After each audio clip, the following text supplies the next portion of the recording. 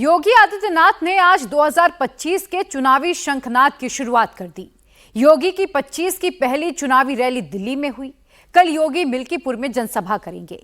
UP और दिल्ली में एक साथ 5 फरवरी को वोटिंग होनी है और अब योगी ने दोनों चुनावों का मुद्दा भी एक बना दिया है। योगी ने पूरा चुनाव हिंदू वोट की तरफ मोड़ दिया। दिल्ली में हिंदू वोट के लिए केजरीवाल जोर लगा रहे हैं। यूपी में अखिलेश विरोधी पार्टी की कमान संभाल रहे हैं। 2025 की पहली चुनावी परीक्षा में हिंदू वोट का तराजू किस तरफ झुक रहा है, पूरी डिटेल आपको मिलेगी इस रिपोर्ट में। जय श्री राम। कुंभ के आयोजन स्थल को देखो, आस्था का सम्मान ऐसे होता है। आम आदमी पार्टी की सरकार का पाप का भुक्तभोगी हमारी पावन मथुरा वृंदावन के श्रद्धालुओं को और संतों को भी उठाना पड़ता है। मां गंगा एक गंदे नाले में बदल करके जाती है।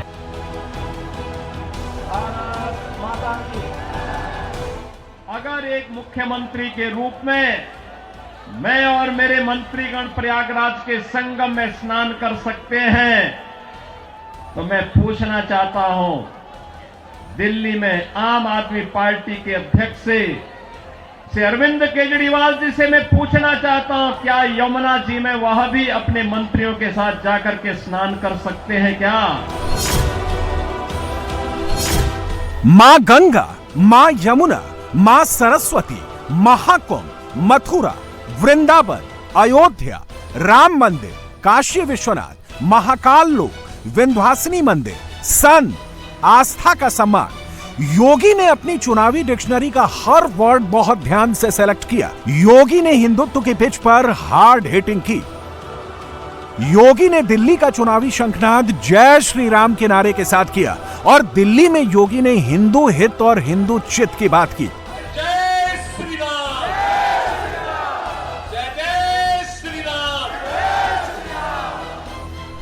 योगी ने दिल्ली के हिंदुओं को प्रयागराज के महाकुंभ का एग्जाम्पल दिया। बहनों और भाइयों, एक और प्रयागराज मां गंगा के तट पर लगने वाला इस सदी का सबसे बड़ा महाकुंभ प्रधानमंत्री मोदी जी के विजन के अनुरूप देश और दुनिया से आने वाले श्रद्धालुओं को न केवल आकर्षित कर रहा है, बल्कि पुण्य का भागीदार भी बना रहा है। नमामि गंगे परियोजना के बाद मां गंगा की अविरल और निर्मल धारा का दर्शन देश और दुनिया कर रहा है, संगम में स्नान कर रहा है। कल आपने देखा होगा, उत्तर प्रदेश सरकार के मेरे सभी मंत्रीगण, 54 मंत्री मेरे साथ प्रयागराज के संगम में एक साथ डुबकी लगाए हैं। एक साथ डुबकी लगाए हैं, पुण्य के भागीदार बने हैं। हम सब सौभाग्यशाली हैं कि देश और दुनिया से आने वाले श्रद्धालुओं की सेवा करने का इस महाकुंभ के बहाने हमें अवसर मिला और उत्तर प्रदेश को नजदीक से देखने का अवसर इन सभी पूज्य संतों को, श्रद्धालुओं को प्राप्त हो रहा है। हिंदू आस्था का सम्मान कैसे होता है? जब हिंदू आस्था का सम्मान होता है तब क्या होता है? हिंदू आस्था का सम्मान कैसे किया जाता है? हिंदू आस्था क्या होती है? योगी ने सब कुछ एक बार में क्लियर कर दिया। महाकुंभ से योगी मथुरा, काशी भी पहुंचे और महाकाल और बद्रीनाथ धाम का भी दर्शन किया। प्रधानमंत्री मोदी जी के नेतृत्व में हम एक नए भारत का दर्शन कर रहे हैं। एक नया भारत अगर हमें काशी में काशी विश्वनाथ का दर्शन कराता है, तो उत्तराखंड में केदारपुरी में भगवान केदारेश्वर का भी भव्य मंदिर का पुनरुद्धार का कार्य वहां चल रहा है। मध्य प्रदेश में महाकाल का महालोक है, तो उत्तर प्रदेश के विंध्यवासिनी में मां विंध्यवासिनी का धाम भी एक नए कॉरिडोर के रूप में विकसित हुआ है। अयोध्या में 500 वर्षों के बाद फिर से रामलला विराजमान हो गए हैं। योगी दिल्ली में हिंदू वाली लाइन पर चल रहे हैं। हिंदुत्व की पिच पर योगी खुलकर खेलते हैं, क्योंकि इस पिच पर योगी के मुकाबले का कोई दूसरा नेता बीजेपी विरोधियों के खेमे में नहीं है। इसलिए योगी हिंदुत्व पर खुलकर बोलते हैं। दिल्ली में योगी ने सनातनी हिंदू और चुनावी हिंदू के बीच का फर्क भी समझाया। यहां पे दिल्ली में भी घोषणा की कि मुल्ला और मौलवी को यहां पर पहले से ही ये लोग वेतन देते थे। आज दिल्ली की आर्थिक स्थिति इतनी बदहाल कर चुके हैं कि उनको भी कई महीनों का नहीं मिला, और जब वहां से हो हल्ला शुरू हुआ तो इन्होंने उसको डाइल्यूट करने के लिए कहा कि हम पुजारियों को भी देंगे।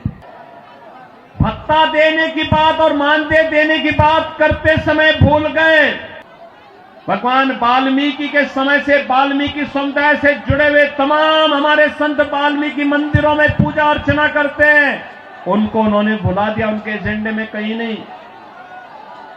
आम आदमी पार्टी के एजेंडे में रविदासी मंदिरों के पुजारी नहीं है।